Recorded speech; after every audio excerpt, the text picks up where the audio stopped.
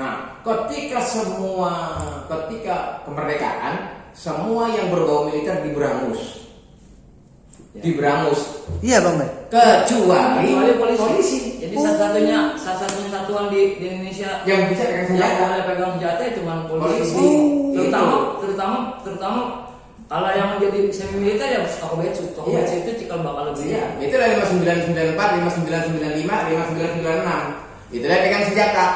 Oh itu tentara belum pegang. Boleh, nggak ada orang boleh. Nggak boleh. Belum ada tentara. Yang melucuti senjata yang ada di BKR aja ngelucutin di mereka. Mereka yang melucuti. Tentara Inggris masuk nggak boleh ada orang bersenjata, kecuali polisi sipil. Iya. Nah yang polisi kan memang Toko Betsu. Itu. Nah makanya mereka persenjataan lebih di atas. Belum ada loreng itu pertamanya mobrik. Yang pakai kalau ibaratnya satuan yang paling siap selama perang Surabaya, pertempuran Surabaya, ya Brimo, ya Pak Toko Betsu, polisi. Nah, nanti kalau abang mau tahu siapa tokoh gila Surabaya, bapak saya. Yang bapakku lah tokoh. Udah kalau mobrik Brimo Surabaya SM4DD yang apa? Udah pusing mereka udah. Karena komandan sendiri kan enggak. Saya ya tuh pengkal itu. Dulu bapakku dari apa? Dari SPN Tanjung Kasau. Sekolahnya. Masih apa itu dulu? Sakri. Masih Sakri dulu.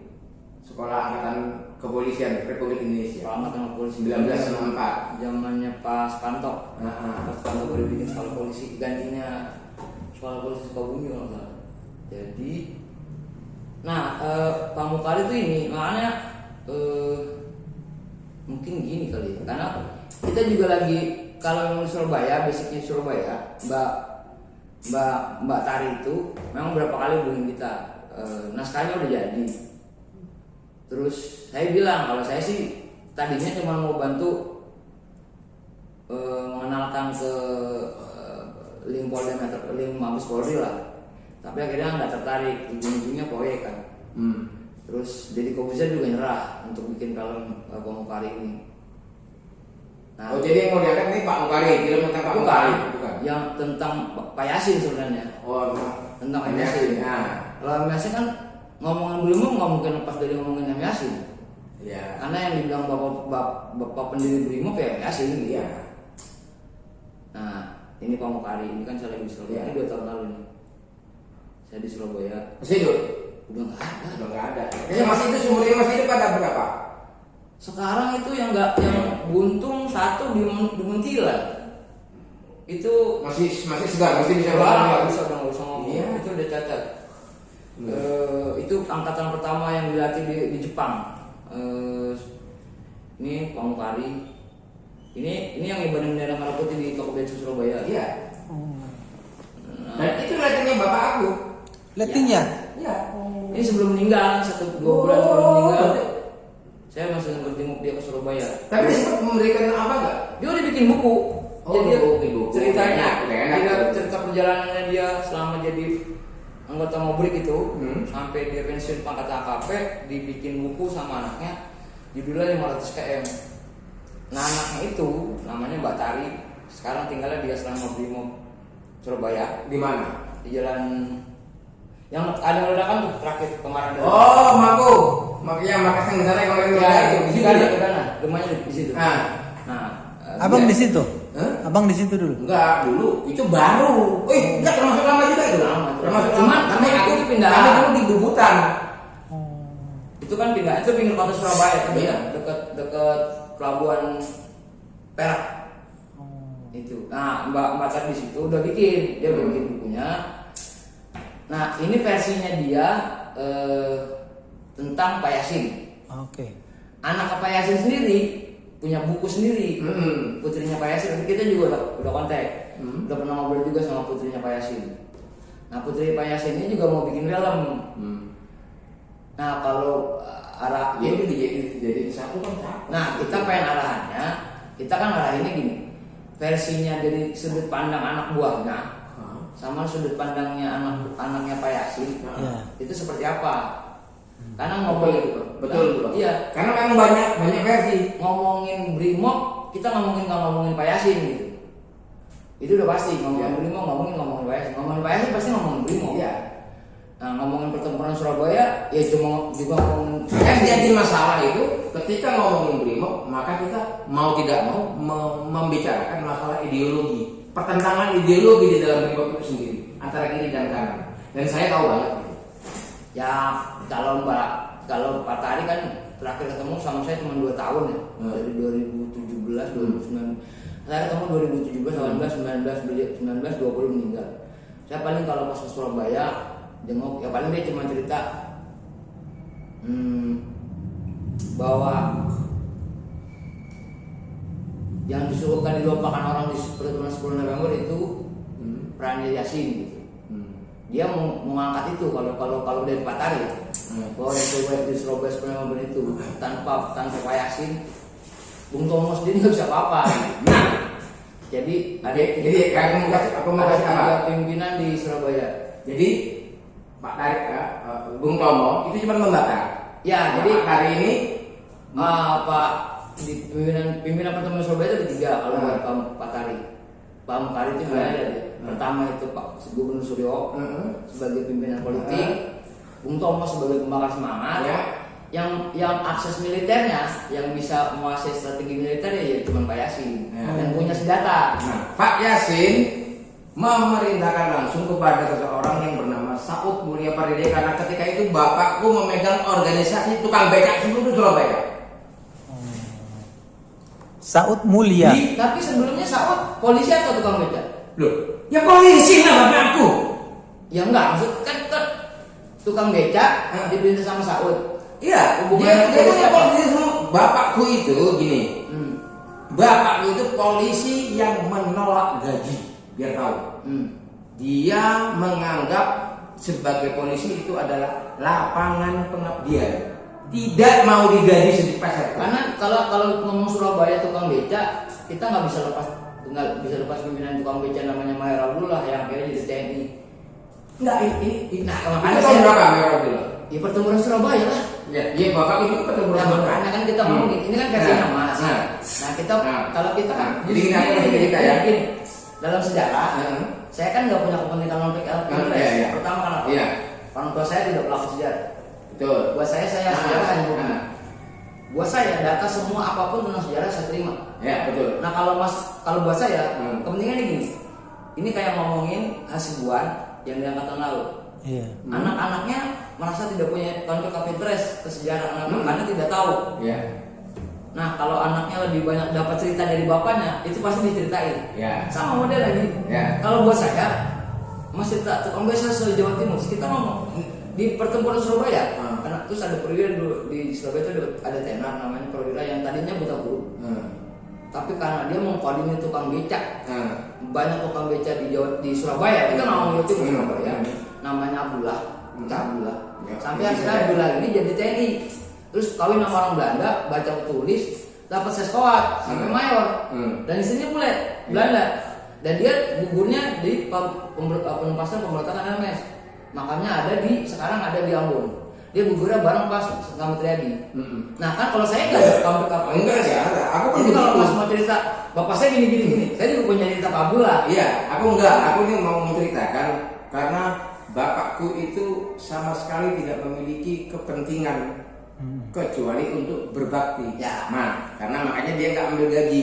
Nah, ketika beliau aktif sebagai Mobrik ketika itu, ya sebagai aparat ketika itu, beliau tidak ambil gaji.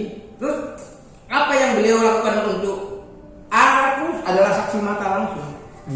Untuk memenuhi kehidupan perekonomian kami. Ini salah satu yang mengakibatkan saya sampai saat ini ikut prinsip beliau. Ya, kami jualan singkong Di Surabaya nih? pasar. Surabaya.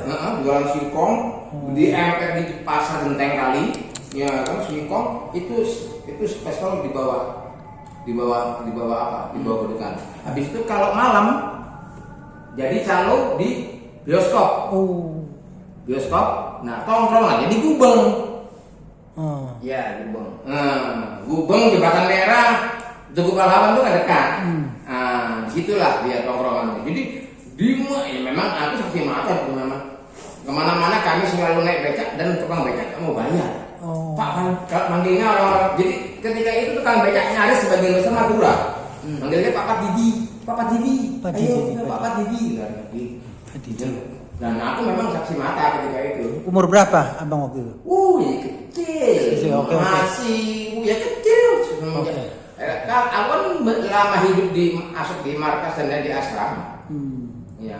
Nah, aku malah baru dengar tadi cerita tentang, tapi nggak masalah sih. Aku hanya menjelaskan bagaimana kedekatan bapakku ini memang nggak mau terima gaji dan selalu akrabnya dengan orang kecil. Dan memang ya dia tuh malam, kalau malam calo tiket bioskop, ya kan, nongkrongnya di Gubeng, ya kan, terus mengkoordinir seluruh tukang becak secara itu organisasinya resmi. Aku cuma lupa nama organisasinya itu.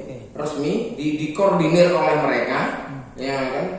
Kebetulan bapakku itu pernah tugas di Madura, jadi bahasa Maduranya pun lancar, disukai sama tukang-tukang becak itu. Ya kira-kira itu aja gambarannya. Terkait dengan Pak Yes ya biasa sih. Nama nanti kan kayak ada pertemuan tuh Pak sama Saud Mulia. Saud Mulia Pardidi. Nah itu kan ada angkatan pertama, beliau foto angkatan pertama sama pakai lorengnya. Terus angkatan ketiga ada masih hidup nih. Angkatan ketiga sama keempat. Ketiga kedua masih hidup ada di Makobrimob, tinggal di Kelapa Dua. Ada masih berapa sekarang? 98 apa 90. Masih bisa kita gali. Bisa, itu udah pernah wawancara. Bagus. Itu pelaku, itu pernah pernah ribut antara Menpor sama Kopassus. Ini dia cerita. Bapakku juga. Dia mencerita. 68 pertengahan 68. Ya itu dia pelakunya tadinya kan Jangan-jangan kenal itu. Lah, itu dia berapa? Angkatan berapa? angkatan ketiga ya. Angkatan ketiga. Kenal itu. Kenal kan yang orang itu satu markas dibongkar semua udah. Nah, sekarang cerita dulu. Itu yang turun ke sana 4 kompi. Dia cerita nih, dia 4 menurut kompi. 4 kompi ya kan. Nah, waktu itu kasusnya gara-gara orang anggota pelopor, anggota mobil anggota pelopor mati, mayatnya dibawa oleh sopir, ya kan. Nah, sopir saksi mata cerita ini dibunuh sama orang RPK, ngamuk lah ini, ya kan, ngamuk lah mereka ini, ya kan. Nah, pelopor waktu itu markasnya di Kelapa Dua itu. Kelapa Dua. Kelapa Dua. Oke. Nah, Itu terus mayatnya ditaruh depan pintu gerbang. Iya. Nah, RPK di Cijantong. Oke. Nah, terus ngamuk nih, langsung dipimpin oleh Sudirman, Wadan ketika itu, Wadan Yon Sudirman, komandannya Anton. Nah, nah ketika Wadan ini masuk ke markas, sepi, udah nggak ada orang lagi, udah dikosongkan. Nah, datang Amir Mahmud, mau ditembak kalau nggak mau perintah Pak Kirman. Pak Kir, menginya kan Pak Kir, tembak. Kata Pak Kir bilang enggak. Ya, nunggu komandan, nunggu Pak Anton. Begitu Pak Anton datang, kan sempat diancam itu sama Amir Mahmud ketika itu. Amir Mahmud itu mandam ya? Mandam ya? Enggak, maksudnya yang diancam siapa? Brimob yang nyerbu. Itu disuruh balik kalau enggak diambil sebagai pasukan liar, dihabisi secara mereka nggak mundur, malah ditodong. Tanknya si Amir Mahmud. Nah datanglah Anton, suruh mundur, baru mundur semua. Yang mimpin itu kalau nggak salah Pak Sutrisno Ilham deh. Sukir. Nih. Ya, Sutrisno betul Sutrisno. Ya, Sutrisno bukan Sukirno malah. Yang mimpin Sutrisno, Pak Tris. Wakil komandannya Pak Anton. Anton, ya. Pak Ini Tris. yang orang berangasan. Ini lagi. Ya, ini yang aku maksud. Nah, ini yang Pak Manado.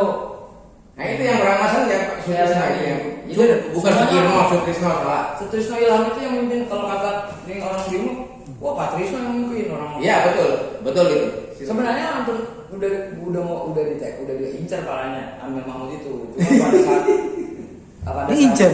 Udah dibidik. Dibidik. Makanya kita teriak di tank. Iya. Bubar gitu. Ini gini mau dibicarakan gitu.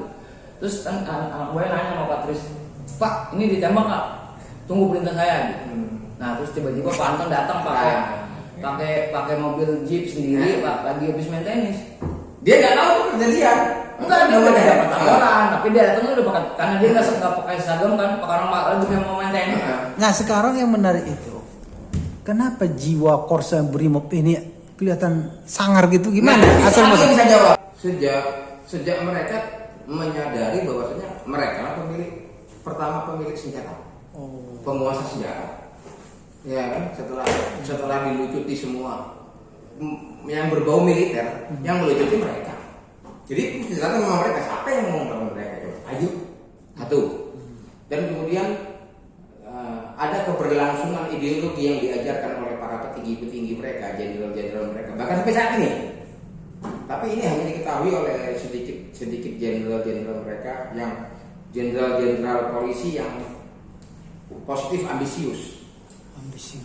Jadi jenderal polisi yang ambisius itu dia punya ideologi, punya isme yang tertanam. Nah, apa itu? Jadi khususnya pelopor ya. Aku Mobrik udah malas ngomong tentang Mobrik. Ya, ini pelopor, ini yang unik di dalam apa kan pelopornya. Nah, jadi ada ritual-ritual yang dilakukan oleh mereka-mereka yang Pelopor. berada di Pusdik Brimob waktu bos ya. Salah satunya ritual adalah kayak orang Syiah menangisi Husain.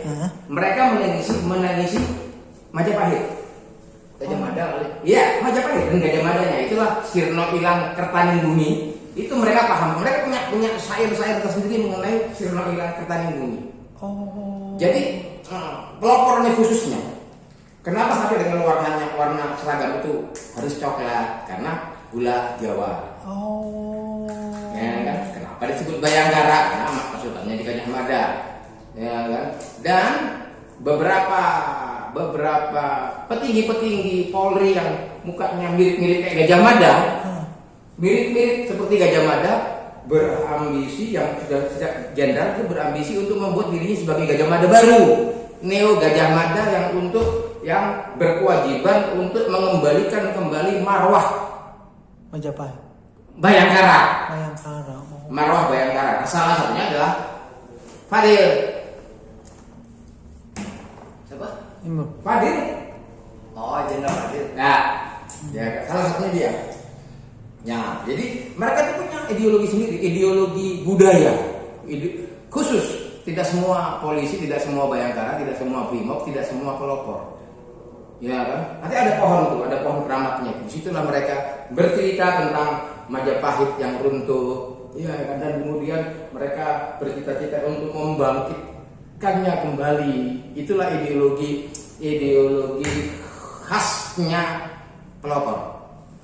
Nah, ketika itu pelopor pun termasuk pasukan yang karena penguasaan ketika itu pelopor satu-satunya yang punya udah dia menguasai senjatanya canggih AR-15, belum yang TNI apa, ya masih.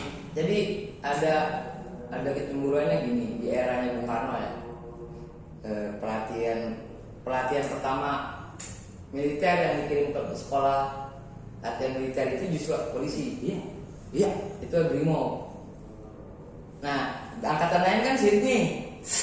Alasannya kalau dari salah satu bukunya Bambang Wijanarko 8 Sewindu dekat Bung Karno itu dia ngomong, Bang, gini loh, ini kan pelatihan buat Kamdagri, Keamanan Dalam Negeri. Kenapa saya kirim polisi yang sekolah yang berangkat ranger itu? Karena itu latihannya ranger kan dia ngomong. Pak Bambang ngomong, Pak itu kan ranger Pak. Iya, tapi kan rangernya buat penanganan wilayah. Ranger di Okinawa itu buat daerah-daerah konflik. Nah, yang nanti penanganan konflik ini kan polisi. Itu biar angkatan lain nggak sirik-sirikan. Udahlah polisi dulu. Itu alasan cuma ya kalau di luar konteks politik sekarang, saya juga nggak betul kenal siapa sih Pak Wadil yang danjen sekarang ya. Aku kenal banget. Dan benci banget. Nah, Cuma kan saya mikir gini, ada Gajah Mada itu kayak dualisme. Jadi kita di CPM aja udah bisa bantah bahwa Gajah Mada itu boleh dipakai di siapa aja. Kan selama ini stigmanya bahwa Bayangkari itu punya polisi, Gajah Mada itu punya polisi. Terus akhirnya CPM kita juga punya loh gitu. Karena Gajah Mada dan PM itu ngambil 8 moto tugasnya itu. Dasar dan makopnya itu dari Gajah Mada. Satya Wira Caksana itu kata-kata Gajah Mada. Nah cuman kita akhirnya ngikisnya dan lebih konyol lagi sebenarnya. Kalau yang tadi di Watu Kosek itu kan sebenarnya lebih ke apa ya? Lebih ke mistis ya. Ya memang bisnisnya mereka. Ini lokasinya Gajah Mada Semedi. Iya, betul. Kita pernah pilih itu. Iya, emang gitu. Ini pernah tempat ya kalau kita jujur ya kalau saya kan orang sejarah ya, terus kita juga nggak punya kalau apa kita mikir segitunya kah sampai ini dipercaya sebagai tempat lokasinya? Iya, sampai nangis mereka di situ. Oke, itu satu. Dan kalaupun nangis, saya sebenarnya curiganya gini, kalaupun mereka nangisnya pertama, kenapa? Karena ada kepercayaan pendidikan yang ikut pendidikan Watu Kosek. Kalau dia ketemu di PIN Gajah Mada, biasanya dia jadi orang nomor satu. Kalau nggak Kapolda, Kapolri, Kapolsek. Ada itu Iya, ya. iya. Itu ada kepercayaan itu. Kalau di PIN Gajah Mada ya pada saat di pendidikan. Dan Fadil salah satunya. Dan wajahnya kan mirip sama wajah Gajah Mada. Ya, ada Pak Auli di Gajah Mada. Jadi ada kepercayaan itu dan Mau ini jadi sugesti ya. Iya. kalau ada orang anggota BRIMOB dididik di Watu Kosek pada pendidikan di PIN Gajah Mada Ada ritual. itu biasanya akan jadi pimpinan. Watu Kosek ini di mana persisnya? Jawa Timur. Di Watu Kecamatan Kosek apa? Malang, Jawa Timur, Watu Malang. Kosek. Apa di situ? Ada sekolah pendidikan Iya, polisi? Sekolah Pusdik. Pusdik belum di situ. Oh, Pusdik Brimob di situ. Pusdik Brimob, Pusdik BRIMOB se-Indonesia. Di situ. Pendidikannya di situ, Oh baru my disebar. God. Pantes ininya dilekatkan dengan Majapahit ya. Iya. Itu bisnisnya. Tapi dipercaya. Ini dipercaya sebagai akidah. Karena di sejarah murni Indonesia mulai melakukan keberadaan Gajah Mada. Boleh. Apa Betul. perannya gitu? Sehebat Hmm. apa Gajah Mada? Perannya sehebat itu kan Gajah Mada di sejarah literasi Indonesia ya? Iya. Literasi Indonesia. Iya. Kita mulai meragukan peran hebatnya Gajah Mada itu Iya. sejauh apa? Iya, betul. Sampai dia menjadi Mahapati untuk 3 raja. Iya. Satu itu. Tapi kan untuk orang-orang untuk satuan-satuan tertentu Itu sakral. Gajah Mada itu sakral. Nah, kenapa tadi Angkatan Laut juga tadinya memakai Gajah Mada? Angkatan Laut ya, karena kan yang dapat perintah Nala untuk menancapkan bukti bahwa kita berkuasa di sini tuh Iya. Gajah Mada. Gajah Mada Batas. ngasih bukti Teritorial kayak Angkatan Laut. lambang Gajah Mada, lambang Majapahit itu yang 8 ujung mata Iya, Gajah Mada. iya. Itu dipegang ke Nala. Karena Nala kan yang pengelola Angkatan Laut. Kalau dia mendarat, pasang ini. Ini bukti bahwa kita udah di sini. Nah, cuma kan akhirnya Angkatan Laut nggak mungkin dong ngambil, masa gue pakai juga nih. Polisi udah pakai Gajah Mada, Bayangkari. BM udah pakai Gajah Mada. Komando Bukit Barisan dulu gambarnya Gajah Mada. Iya. Komando Bukit Barisan itu Gajah Mada. Akhirnya dia ambil jalan tengah, dia ngambil Nala. Tokohnya Angkatan Laut Nala. Karena memang paling Nala. Nah ini kalau buat saya ya absurd lah, tapi terserah itu kebanggaan Korps sih. Nah, dan ini mistisme yang berlaku di pelopor inilah yang menjadi ruh statement